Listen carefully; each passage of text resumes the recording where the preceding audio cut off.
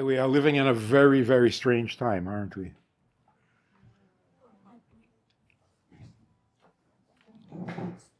It's not a bad time, it's a very strange time. Even the bad is strange. It's not your typical, normal. In fact, I wonder why it's even called a war. Is it a war? If it is, it's not a war against Hamas. It's a war against evil. Because Hamas is just a word. It's what it represents that is the issue. So I picked up a book, a compilation of all the Rebbe's talks on the problems in the Middle East. I opened it up at random. It was a thick book. I opened it up at random, and I started reading, and it sounded like such clear, sound advice on what Israel should do and how Israel should. But then I looked at the date. It's 1978. And it's as if it was written yesterday.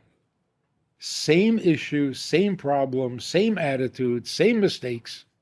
It's like, how does this? So two things. First of all, that the Rebbe was so clear way back then already on what the problem is. And number two, nothing changes. There have been a number of battles, a number of confrontations since then, and it's still the same problem. What is this? What's going on? The good news is that there is some change in Israel's reaction and approach that is positive, that is encouraging, that is promising. The fact that they will not accept a ceasefire, which they always did in the past, this is good news. The fact that they will not accept a few hostages being released, as if this is some kind of a chess game, that's new, that's different. And that caught the enemy by surprise. They thought for sure as soon as they start losing, they'll have a ceasefire. That it's not happening is shocking to them. So of all the different things that people have said about the Rebbe, world leaders and great people who were in awe of the Rebbe, I think it was Netanyahu, when he was interviewed about the Rebbe, who said the Rebbe never took on an issue that wasn't the issue of the moment. He was never distracted by secondary or incidental issues that come up. People get very busy with it and lose sight of the main issue. So Netanyahu says the Rebbe, when he zeroed in on an issue, it was always to the core and to the most important issues of, like, for example, in the 60s, I believe it was, the Rebbe said to Israel, keep your eye on Iran. Don't get distracted. Everybody's making noises, everybody's threatening. Keep your eyes on Iran. That's where the problem is. And that's where the problem is. So the good news is, and this really is good news, Iran only backs winners. Hamas is losing right now, so Iran is not giving them another penny. You think they'd double down on it and send them even more? No. You're a loser. We don't want to have anything to do with you. And that's the end of Hamas. Question now is, what happens when Hamas is gone? It's a big issue. But thank God, not a dangerous one. So, although the pain is still there and there are still losses happening, but basically the war is over, Hamas is finished. Not only because Israel is going to kill them, but because Iran doesn't want them anymore. Never did. But if they could use them to win a battle, they would use them. Now they can't use them, so no interest whatsoever. And that's true also of the rest of the world. When those experts were saying this can turn into World War III, it'll spread to the other, nobody is interested. Nobody's interested. If Hamas was winning, they would all support it. Hamas is losing, they don't know, they never heard of them, they don't want to see them. They're completely unpopular. And that's one of the things that Rebbe was so ahead of the time or beyond, even in 67, in the Six-Day War, where people were afraid Russia will get involved and America will have to get involved. And the Rebbe was saying, they're not going to get involved. Nobody cares that much about Palestine. Now we see.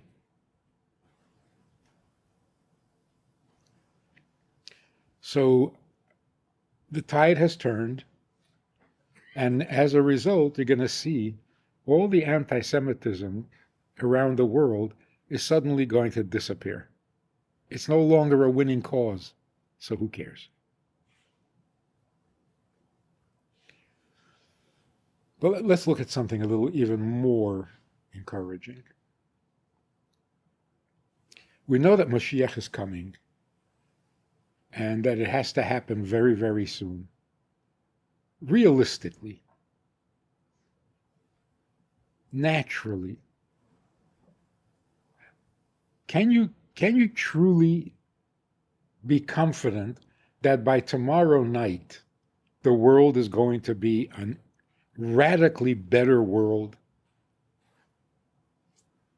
which is what Mashiach is about, without a miracle?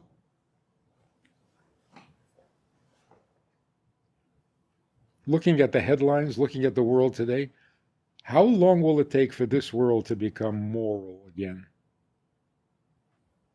A few generations? 10 years? 2 years? Not tomorrow. Look at what has happened just in this month. Before October 7th, before Simchas Torah in Israel, what was happening? Do you remember? It seems like so long ago. There were protests in the streets of Tel Aviv and Yerushalayim, massive crowds protesting the policy of the Supreme Court, that the democracy should work this way or should work that way, and it was tearing the country apart. Night after night after night, and this was... Then October 7 happens, and all of a sudden, nobody even remembers what the issue was, because it seems so petty.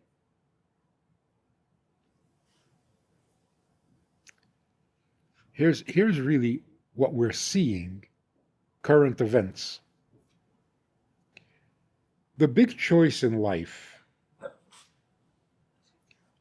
is not what will it take, what is the best method for achieving our goals. Isn't that what motivates everybody in everything?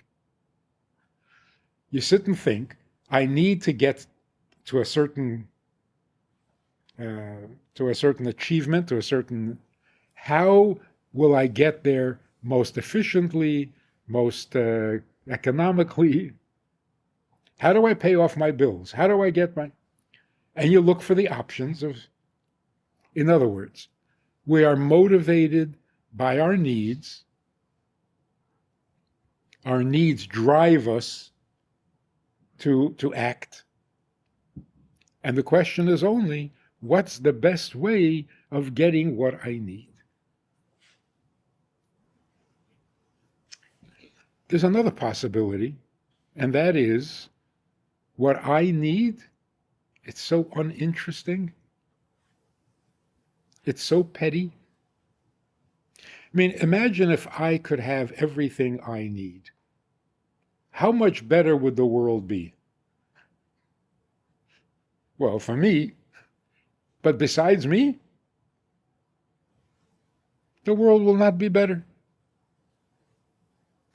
So thinking of what I need seems like a real waste of energy.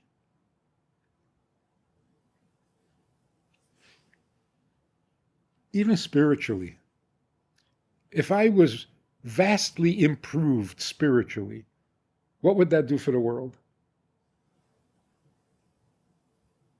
Very, very little.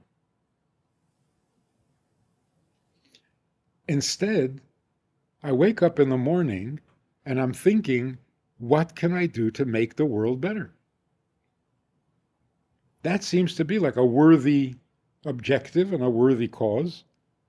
There's a big world out there. What can I do to make the world better?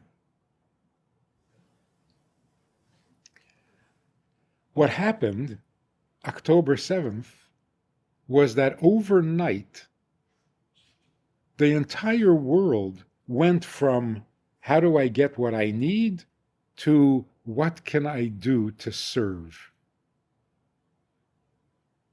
The entire Jewish world, amazingly, everyone wants to do something to help. What is their personal need? Who talks about that? It's not even interesting. Who has time for that? What I need. Got to do something for the cause, for Israel. We're so desperate to do something for Israel, we'll do it even if Israel doesn't want it. That is, people are sending money to Israel, and Israel is saying, we don't need money. We need your prayers. Well, I don't have prayers, I have money. Take money. And we feel like we're doing something for the cause. This is a major shift in the direction of Mashiach. How does a world become good? When everybody is thinking, how do you make the world good? Why hasn't it become good until now? Because nobody thought that. Nobody. Everybody was thinking, how do I make my life better? Sometimes physically, sometimes spiritually. But it was all about me, my immediate family, the people who matter most to me. That's gone. Now, you look at the world beyond the Jewish world. All the millions of people all over the world protesting in favor of Palestinians or Hamas. Everywhere, in every country, masses of people marching the streets, carrying banners, screaming, shouting. What is it? How is it their problem? They don't even know how to spell Palestine.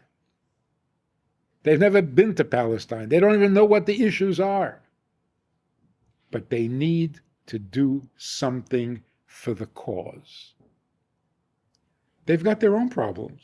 I wish I could get up at one of these big rallies and they're all, furious and they're foaming at the mouth about free Palestine. I want to get up and say, who's making dinner? Why don't you go home and make dinner? But you have nothing to do. You're neglecting your job, you're neglecting your family, what are you doing this for? Why? And even there, they don't care whether it's effective or not. They feel like they're doing something. So it doesn't matter who's right and who's wrong. I can't just sit home. I got to be part of something bigger. This is very, very encouraging. Because if this lasts beyond the particular issue, we're going to have a very good world, and it happened overnight. The world went from being needy to wanting to be needed. Everyone wants to be needed. What I need, boring, depressing, unimportant.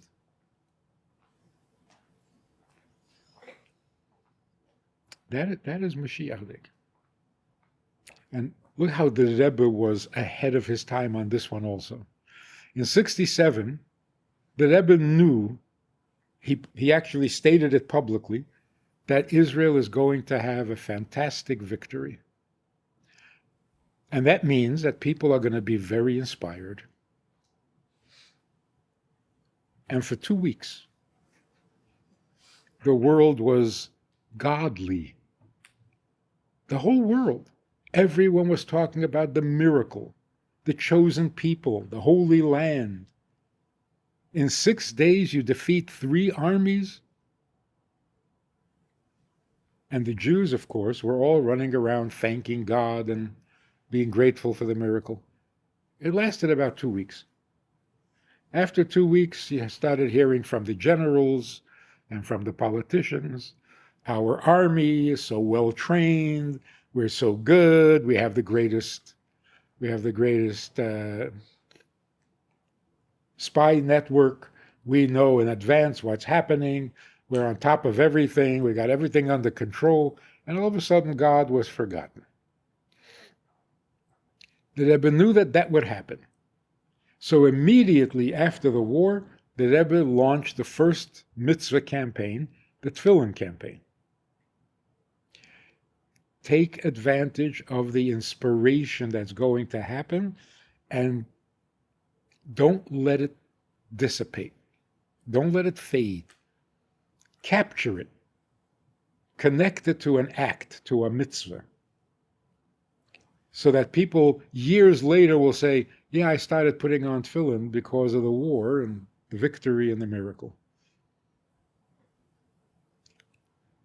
It was an uphill battle. Asking people who never put on tefillin to put on tefillin, it seemed like an impossible task. I remember on the Sunday, just before the war, we knew it was coming, right? We got into a truck, a step-in truck, parked in Manhattan on the street to ask people to put on tefillin. It was so uncomfortable. It was so awkward. It was so unheard of. You just walk over to somebody, excuse me, would you like to put on tefillin? In the street? It was really awkward. But right next to the truck, a couple of teenagers came out with an Israeli flag, like an Olympic-size Israeli flag. And they were holding it horizontal, 4 corners, and people were throwing in money. Within a half hour, the entire surface was covered with money. The inspiration, at that time it was the fear, the anticipation. Before the miracle, everyone was so aware, so awake. Look what happened this time. The soldiers demanding tefillin. They didn't have to be urged, they didn't have to be convinced, they didn't have to be bribed with promises that this will help and this will. Every soldier wanted to have tefillin. Couldn't keep up with the demand. They also wanted to have tzitzis, which I don't know who encouraged that, who even suggested it. Can't keep up with the demand. So the Rebbe actually launched this change in attitude in 1967.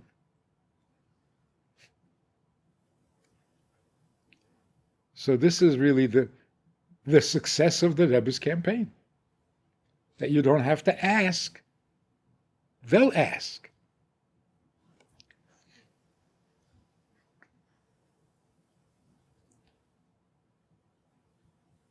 There was a television show.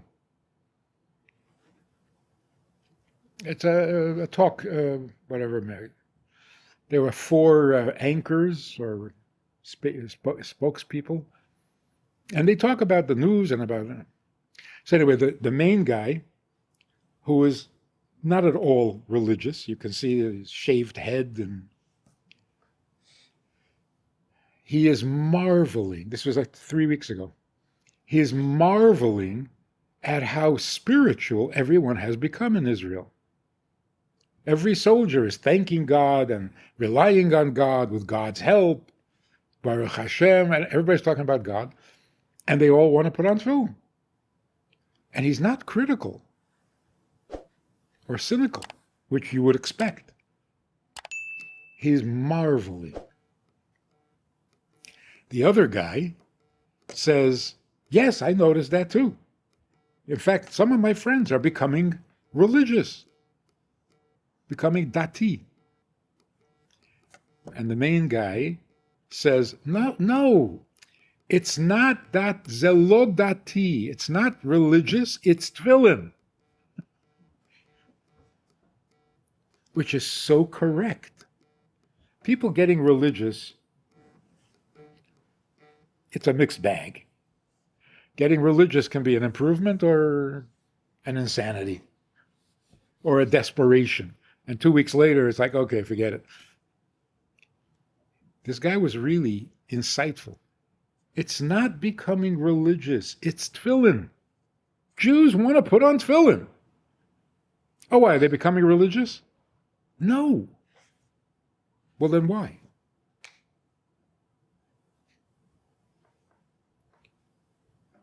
Something has shifted. Jews are comfortable being Jewish. That's what it is. We've always said, our enemy come at us with horses and chariots, and we respond with the name of God. And we win. That's if you're comfortable being Jewish.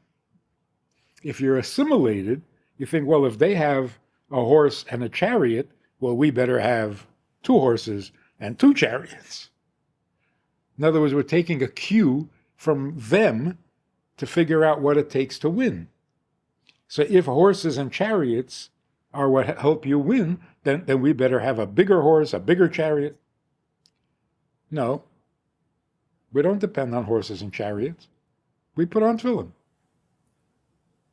That's not religious. That's Jewish. You do what you do, we do what we do. And we'll win because we're right, not because our horses are bigger. This is very, very encouraging. We are far better off today than we were a month ago. As a nation, as a people, So the question really is, of course we're going to win against Hamas. That's a foregone conclusion. First of all, we have to. There's no option about that. And we're going to. I mean, what are they after all? Not even a country, not even a people. They're just a mob. So yeah, they're finished. Now what? Are we content? No. The world needs to be fixed, not Hamas. Hamas needs to be destroyed, and once they're destroyed, the rest of the world may be fixable. But the objective is, make the world godly. That's been our job since we received the Torah. For 3,000 years, we are the light to the world to make the world godly.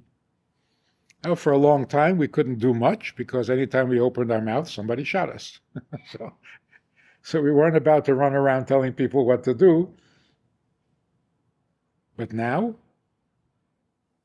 especially after the defeat of Hamas, the world is going to listen. And we have the attention of the world, which is something of a miracle. Tiny little country, minding our own business, and the whole world is focused on us. Again, they have nothing else to do. They don't have their own problems to worry about. We are in the spotlight, and we have the microphone, and the world is listening. What should we say to the world? This is a big responsibility. Killing Hamas is just a dirty task that we have to do. But the real job is, what do you say to the world? We are the Jewish people. We speak to the world in the name of God. What do we say?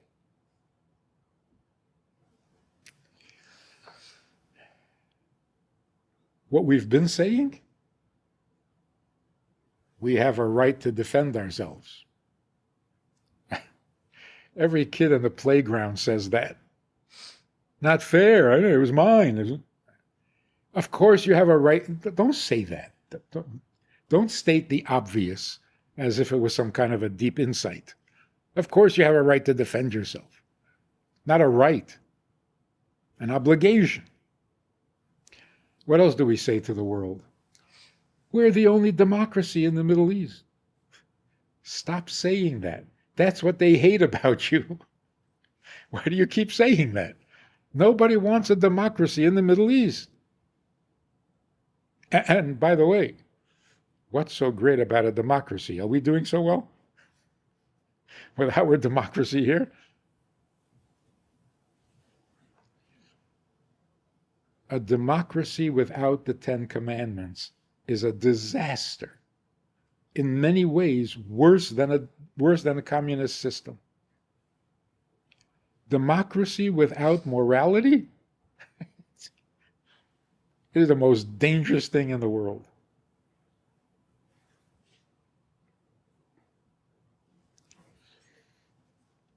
I'm not advocating communism, but it is safer to walk the streets of China.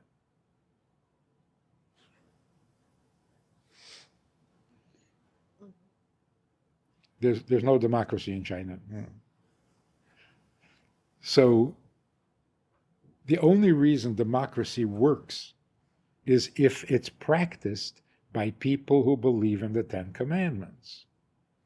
So they're not going to murder, and they're not going to steal, and they're not going to commit adultery, and they're not going to be jealous, and they're not going to be blasphemous, and they're going to be nice to their parents because of the Ten Commandments, not because it's a democracy.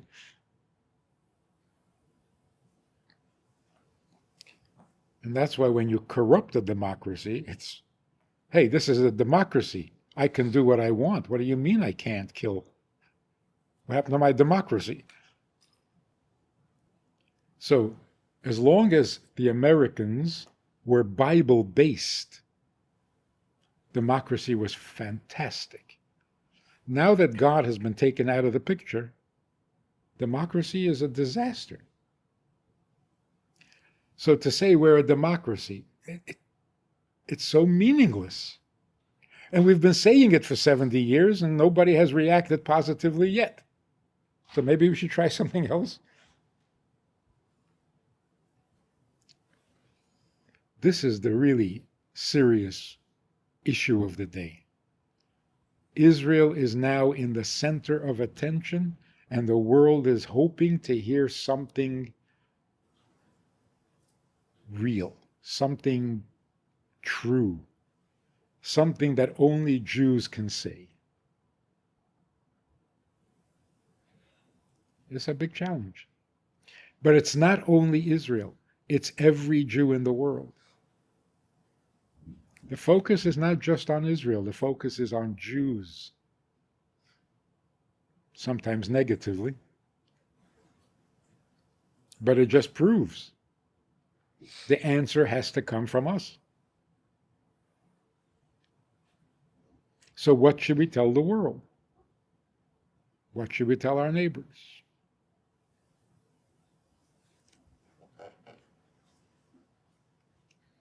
The Rebbe said this a long time ago.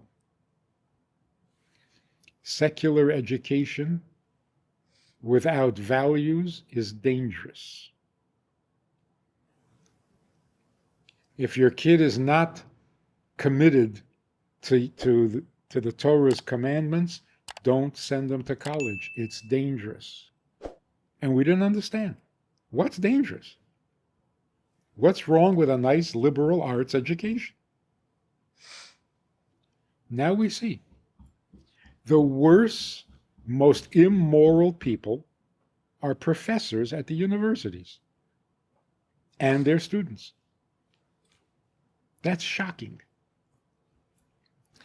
The other shocking thing is religious people are the most intolerant, the most immoral, and they do it in the name of God. Now, this is a major crisis because for many, many years,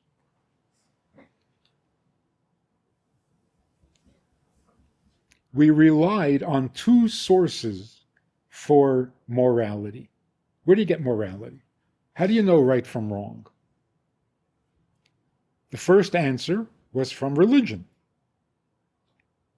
And the second was from education. If you educate people, they become decent. Uneducated people are monsters. So during World War II, we discovered that educated people, the Germans were very educated, sophisticated people who produced great musicians, great philosophers, great society, great cars, were more monstrous than the simple uneducated people.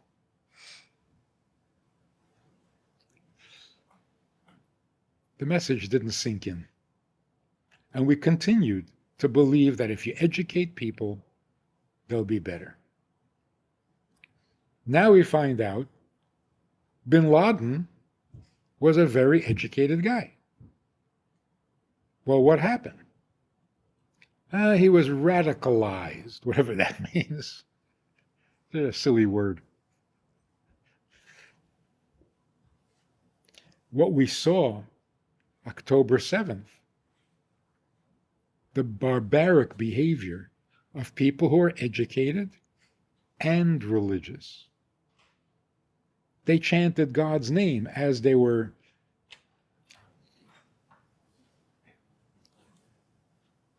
So the crisis now is both of our sources for morality have turned out to be disasters. What do we do now? You remember when the big issue, the big question was, who is supposed to teach morality? The family or the school? The school said, the family. The family said, the school. And nobody taught morality. Now all of a sudden the schools want to teach morality. And it's worse. So, where do we go? We, meaning the world. There is no morality, none. Even where there isn't immorality, there is no morality. It's neutral. So at any moment, any society, anywhere in the world, any country, can turn monstrous. It's not just Hamas. And we know this because the whole world is supporting them. To a greater or lesser degree, they're not horrified. The world is not horrified. Oh yes, we condemn, yeah. But they're not horrified.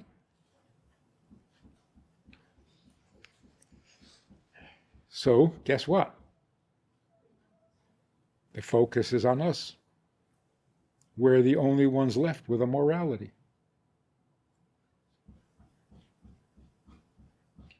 So what should we say to the world? First thing we should say to the world is, we are the chosen people. We tried to deny it. You didn't buy it anyway. You might as well just come forward with it. There was actually an incident on a campus. There was a very vile protest, pro-Palestinian protest on this campus. And people were standing there shocked and helpless until finally one professor, a Jewish professor, who was known, famous on the campus for being an atheist. He was a very proud atheist. He lost his cool and he started screaming and criticizing this ugliness and this. The police arrested him for his own safety. Maybe. It would have been a good idea anyway, because that mob was. So the next day, he comes to class to teach his class. A student comes over to him and hands him a bouquet of flowers. He says, "What is this?" The student says, "I was just so proud of what you did yesterday. Your courage to stand up and say the truth. I just had to get you these flowers." So the professor says, "You're Jewish?" Obviously, she didn't look Jewish. He said, "You're Jewish?" She says, "No." He says, "So why are you proud?" She says, It was just so inspiring to see the chosen people acting chosen." So the professor says, "You know I don't believe that. Oh, chosen people business." And the student said, "Whether you believe it or not, we know it's true."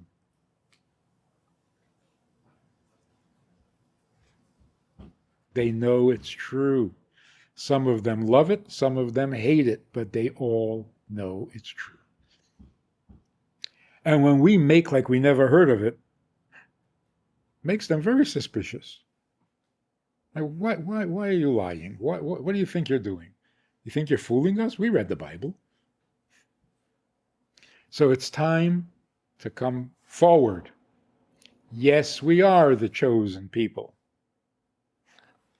So a little respect. That would make such a huge improvement in the whole world. Because, the world needs a chosen people. So throughout history, there were different nations and different religions who claimed to be the chosen people, and they're not. But there's a need for a chosen people, right? There's a need for someone who was there at Mount Sinai who can tell the world what God does or doesn't want.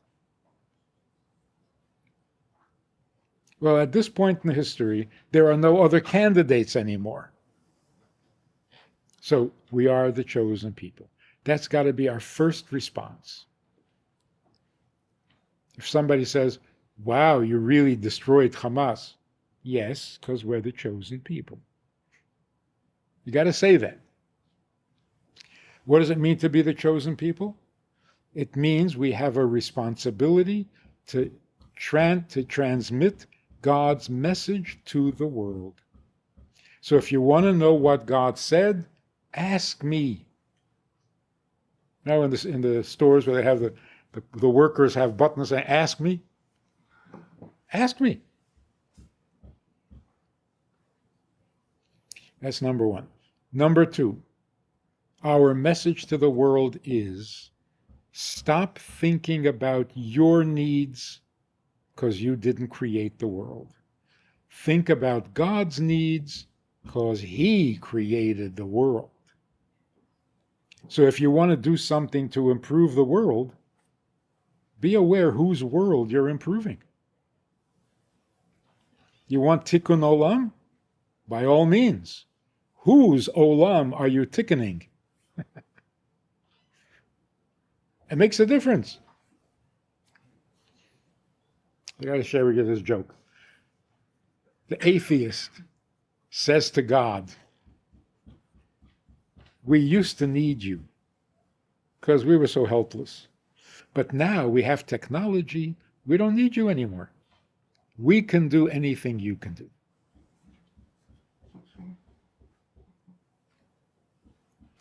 And by the way, that is a definition of an atheist.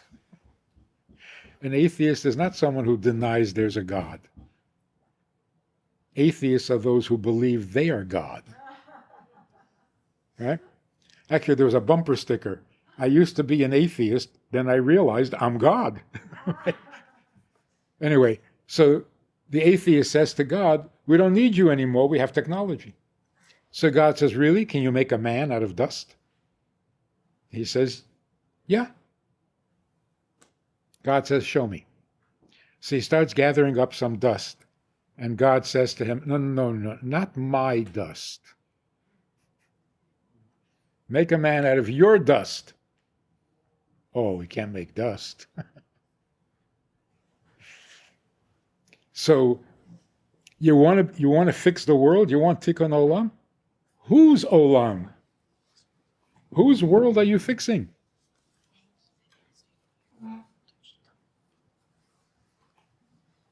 So, message number one. Yes, we are the chosen people. We have to do that. Otherwise, we have no authority to preach at anybody. Oh, they're bad. They use human shields. Where is it written that you can't use human shields? What gives us the authority to sound so moral? We're the chosen people. Listen up. That's the first thing. Second thing is, what is God's message to the world? God's message to the world is, in the beginning I created heaven and earth. Can you clean up the earth for me? For me, I'm the creator. It's my world, and no one is more concerned with the world than I am.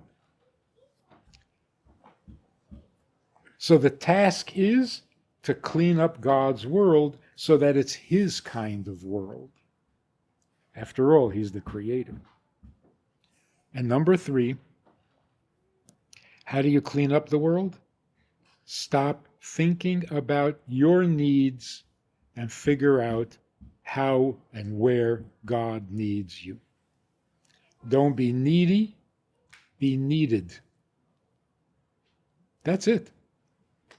That is the entire recipe for Mashiach.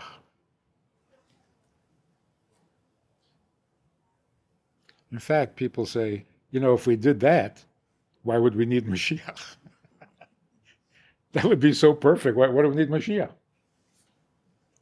We need Mashiach because when the world is perfect, we won't know what to do. If there are no problems, we don't know how to function. So Mashiach is going to have to teach us a whole new way of breathing. We breathe problems. When there are no problems, So the Torah today, as we learn it, sounds like, okay, this is how you fix this problem. This is how you get rid of that evil. This is how you avoid this. What are we going to do when there's no evil? Studying the same Torah. So Mashiach is going to show us how the Torah is read and understood when there are no problems. That's our whole new education. We need to be re-educated. That's Mashiach's main job. To teach, not to fight wars. Anyway, enough said. We are on the verge of a great victory, not against Hamas. That's not just putting out rat traps. No, we're on the verge of a huge change. People are now spontaneously looking for the answer. Who needs me? What can I do to help? My problems? Petty. Not interesting. So we got to tell the world what they can do to help. With the authority of a chosen people.